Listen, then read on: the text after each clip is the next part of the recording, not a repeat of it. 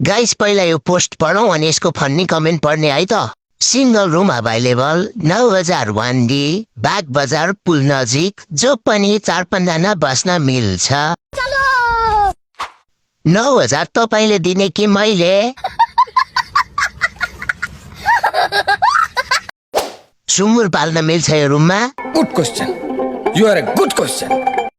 Bed आफै किन्नु पर्ने हो कि त्यहीँ बस्ने भूतहरूले सेयर गर्छन्? बाथरुम त ठिकै छ, रुमको फोटो नि हेरौँ न। बेला बेला मालिक पनि आउँछ होला नि, घाँस पराल हाल्दिन।